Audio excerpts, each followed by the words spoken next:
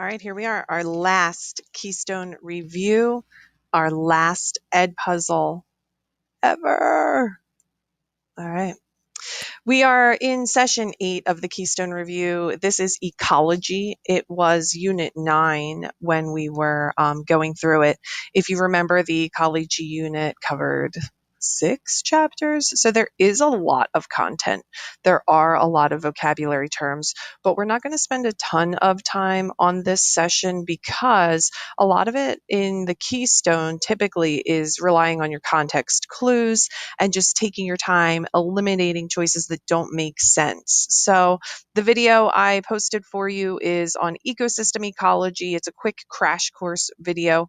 The questions for you to answer are to describe the levels of ecological organization and to describe what limiting factors are in population ecology. Let's get right into the question.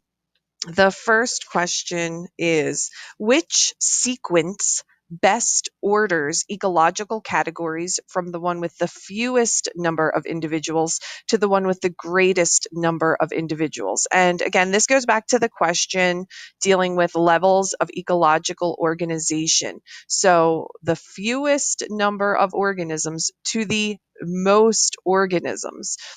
So ecosystem, population, community, biome, population, community, ecosystem, biome, biome, population, community, ecosystem, or community, biome, population, ecosystem. Take a moment to think about this and answer it in the ed puzzle.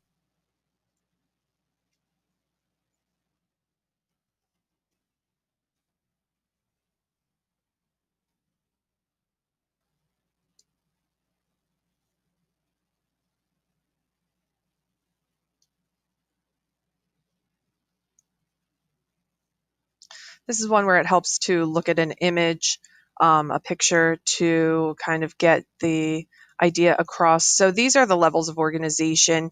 Molecules, all living things are made of cells. It's the smallest unit of structure and function in living things. Groups of cells make tissues. Tissues make organs. Organs make organ systems. And then you finally have an organism. An organism is one individual living thing. The next group of the next level of organization here is your population. A population is all of the organisms of one type. So going back to the question, this is population. I don't see organism. So population would be the smallest. So right now I'm leaning towards B. Let's see if the rest of this answer makes sense. Population community involves different populations. So it could be bison and hawks and snakes, like all of the different populations that live together in the community. The ecosystem also starts to wrap in your non-living things. So your biotic and abiotic factors like streams, rocks, air, hawk, snake, bison. And then finally, the biosphere is the largest. And I don't know why they didn't have biome. Biome slips in there to before the biosphere. Here's another better one. So individual, population, community, ecosystem, biome, that's the geographic region that shares climate similarities, and then biosphere. So let's go back to the answer and see if you were correct. If you selected B as your answer, you are correct. Population, community, ecosystem, biome. Those are smallest to largest for that group. Population, ecosystem, and then biome is the one I would do. Okay. Yeah, that was pretty easy if you know your levels of organization. Oops.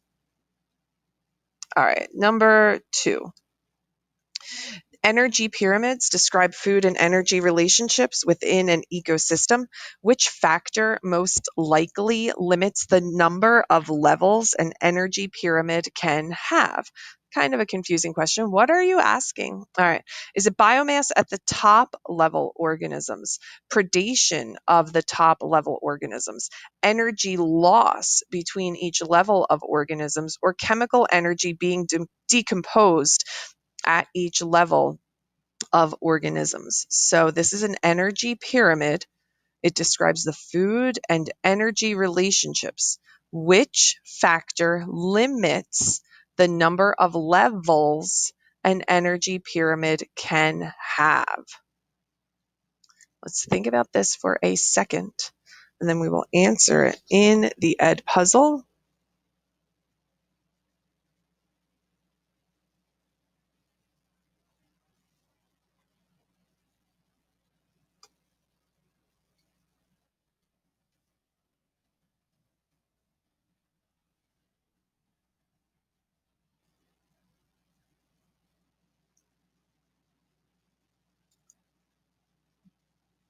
All right.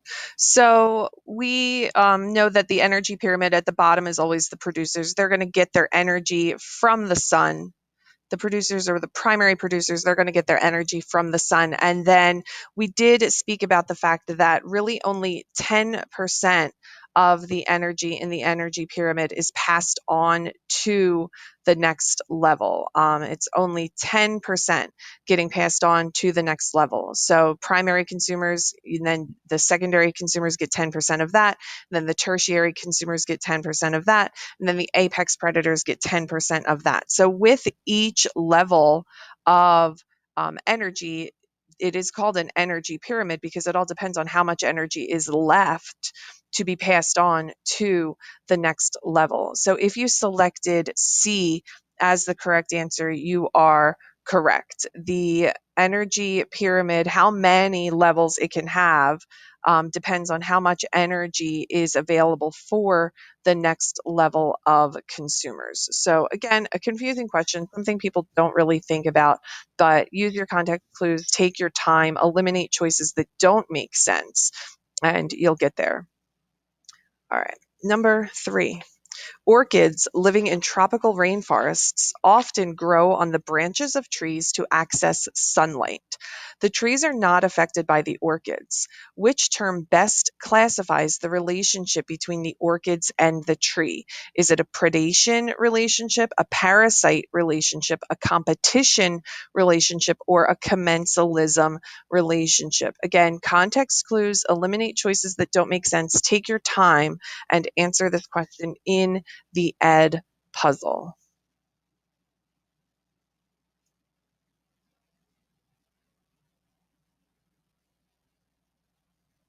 For number 3, if you selected commensalism, that is the most correct answer. The two organisms we're looking at here are orchids and trees. Neither are predators for each other.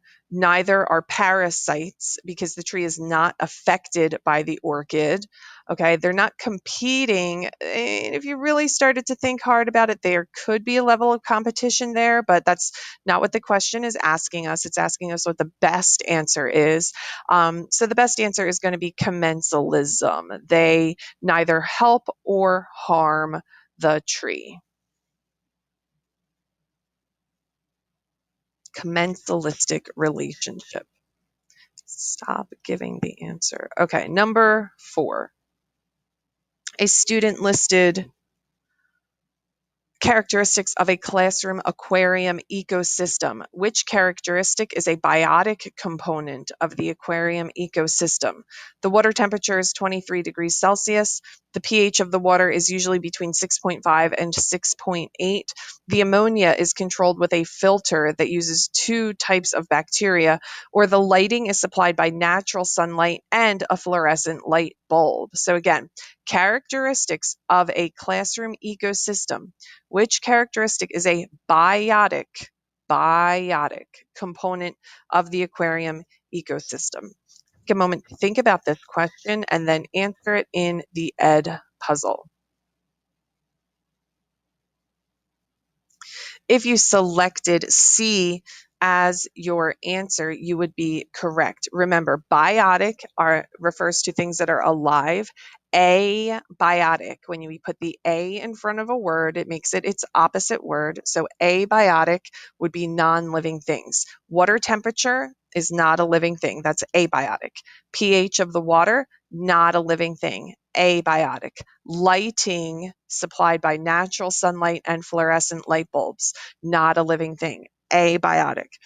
Water filter that uses 2 types of bacteria. Bacteria are living things. This is the only living organism on this whole list. So you should be able to rule out the other three and be like, that's the one that's different. So C was the most correct answer. Number 5, tadpoles grown in ponds with high densities of tadpoles have lower survival rates and growth rates than tadpoles grown in ponds with lower densities of tadpoles. Which interaction between the tadpoles grown in the high tadpole density ponds would most likely cause a decreased survival and growth rate? Symbiosis, mutualism, competition, or commensalism. All right, the ones, and remember, density, when we're talking about population size, density is the number of organisms per area. So the density of Philadelphia is higher than the density of like a city out in North Dakota somewhere. Density is how many organisms per area. So high density of tadpoles means there's a lot more tadpoles than in the ponds with lower densities. And when there's a high density of tadpoles, they have lower survival and growth rates. What could cause that? Think about this question for a moment.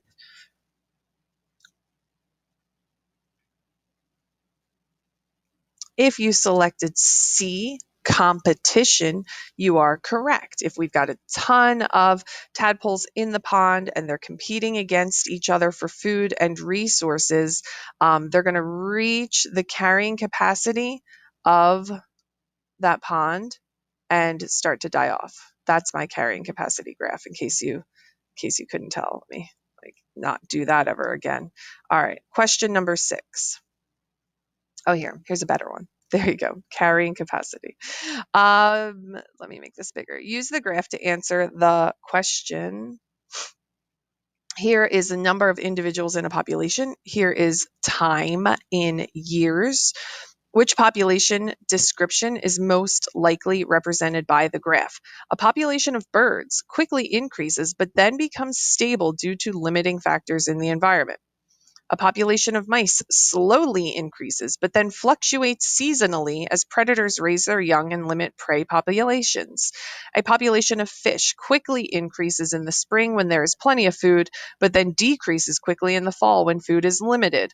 A population of wolves slowly increases because of limiting factors in the environment, but then increases constantly when additional prey migrate to the environment. Okay, which of these descriptions shows something that has a quick increase and then stabilizes? Think about this question for a moment. Answer it in the Ed puzzle. I think this was pretty easy. Context clues and whatnot. The correct answer is A. The trend on the line graph shows that the population increases slowly at first and then levels off. So that's A. B does not show fluctuation. So fluctuation would be an up and down, fluctuating. Okay. C is talking about quickly increasing but then dying off. There is no dying off represented in this graph. And then D shows slow increase, but this is a quick increase, and then a constant increase. And this one does have a leveling off. So A makes the most sense.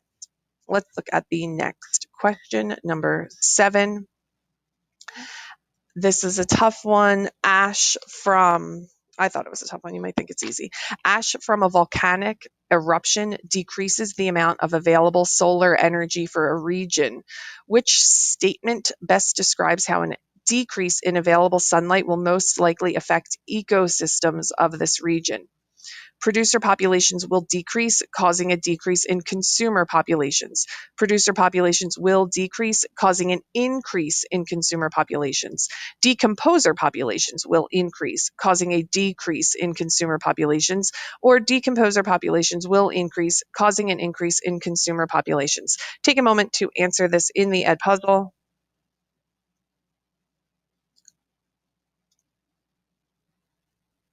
Really only one answer here makes sense, and it would be A. Producer populations are going to decrease, causing a decrease in consumer populations. Solar energy, remember, is the sun. So all the volcanic ash blocked out the sun for a period of time. Without the sun, P stands for producer, which makes us think of plants.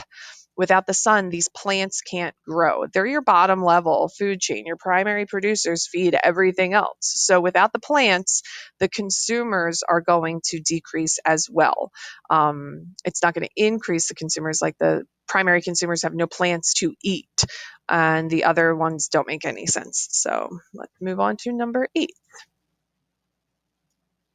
Number 8 has us taking a look at which statement best describes a contribution that decomposers make in an ecosystem. They reduce the atomic mass of carbon atoms, they increase the recycling of carbon containing molecules, they reduce the total number of carbon atoms in the atmosphere, or they increase the total number of carbon nuclei within the atoms. What? We're going to have to think about this for a minute and eliminate the choices that don't make sense and do our best to answer this question on your ed puzzle.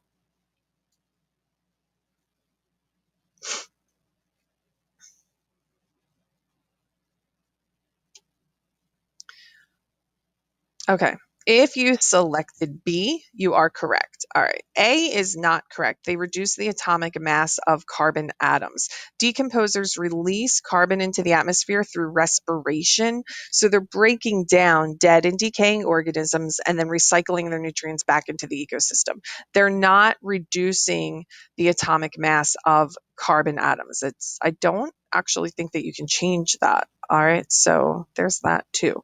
Let's look at why C is wrong. Decomposers add carbon atoms to the atmosphere when they release carbon during respiration. So they're not actually reducing carbon, they are recycling it back into the atmosphere when they undergo cellular respiration, taking in oxygen and giving off carbon dioxide. So it has that carbon.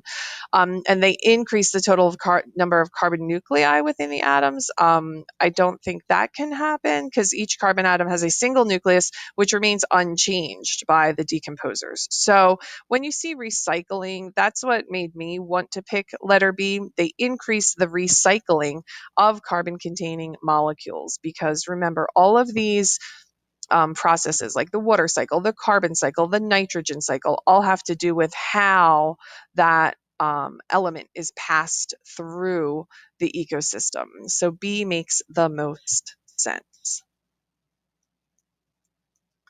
Looking at number 9. Okay, so for number 9, this is your short answer question. Again, you have to promise me that no matter what, you're going to at least restate the question in your answer. It says describe an observation from the prairie sample study. Without doing anything else, you can write an observation from the prairie sample study was, and then just think of something that sounds intelligent to write. Never leave these blank. Never write IDK. There are so many students who have come through here who have been like, oh my gosh, I failed the Keystone by 1 point. And I'm like, did you write anything for the short answers? And they're like, no. And I'm like, well, that would have given you 1 point. 1 point. Just restate the question. An observation from the prairie sample study is, or was, all right, so now let's look at the question. An ecologist wanted to know how many plants lived in a particular prairie. Instead of counting all the plants, the ecologist used a sample area. The ecologist placed a grid that was 10 meters by 10 meters in a random location in the prairie and counted the number of individual plants of the various species. Data were collected and recorded. So they did a grid study. They put like a little square and just looked at the plants in that square to get them an idea. Black-eyed Susans, wild bergamot, mountain mint, goldenrod, compass dock hybrids, daisy, fleabanes, and big blue stems. All right. This is how many were in the 10 by 10 grid, and this is the percent of the area that the plant covers. So the largest percentage of plants here was the big blue stem. They covered the most area. That's pretty easy to conclude by looking at this graph. You could also say that there was only one black-eyed Susan. You could say there was only one Daisy fleabane. You could say an observation was that there were 26 mountain mints that covered 15% of the sample area. Don't overthink this. All it's asking you is to describe an observation from the prairie sample study. An observation from the prairie sample study is that big blue stem plants covered 60% of the sample area. Don't overthink that. Not hard to do. Second part, describe an inference from the prairie sample study. So what could we infer? And remember what an inference is. An inference is like kind of like taking information and building a conclusion about it. So, if Mrs. Wetzel was like rolling in here with like all icy and I have like diamonds pouring off my hands and like necklace and I'm like all fancy all the time, you might be like, I think Mrs. Wetzel is rich, right? Like we make inferences about people based on what we're seeing them. All right. So and sometimes they're wrong, it could be some cubic zirconia, you know what I'm saying? But an inference is you're taking some evidence, you're taking some clues, and you're making your mind up in your head about something. So what's an inference we could make about this prairie sample study? Let's just look. And I mean, again, this is an open-ended, so it doesn't have to be 100% right, 100% what they're looking for. It could be a lot of different things. So an inference I could make here is that the conditions on the prairie are most supportive for plants like big blue stems and not as supportive for plants like black-eyed Susans. Or I could say um, goldenrod is a small plant because there's 13 of them, but it only takes up 5% of the sample area. Or I could say compass dock hybrid plants are bigger than goldenrods because here there's 5 compass dock hybrids. I don't know what these plants are. And they take up 9% of the sample area where there's 13 goldenrods and they only take up 5%. So that means these plants are bigger than these plants. So we're just kind of making some inferences about this. But at the end of the day, what you're going to do is restate the question. An inference made from the prairie sample study is that, okay? And then there's that. Describe a difference between an observation and an inference. And again, that's kind of just saying, what we just talked about. An observation is something that you can see with your eyes. You can collect data on an observation. You're using your senses about an observation. And an inference is kind of a conclusion that your mind makes based on, past information that you have. Like if you see somebody like iced out, like why do you think they're rich? Because diamonds are expensive. And if so like it's a decision that your mind makes based off of information that you had in your head before. So make sure you're restating the question in your answer for all times. Let's look at what the answer actually was. There are no spelling or grammatical error points being taken off if you described for part A, if you describe the number of plants, if you describe the coverage, if you compare the numbers, anything you wrote would give you a point for part A. And for part B, you could say that the plant have the most individuals in the prairie have the most. Like I said, I went through all these already. You can read over these to see if you came up with a good answer. And then part C, an observation is a statement about the data that were measured, collected, perceived, or noticed using your senses. An inference is an assumption, not necessarily a fact that's based on evidence gathered through observation. So this was a really easy one. I would feel bad if someone did not get 3 points for this question because you really didn't actually have to know any science to be able to answer that. All right, this was your last ed puzzle. Make sure you let it run all the way to the end and have a good one. Good luck on your Keystone.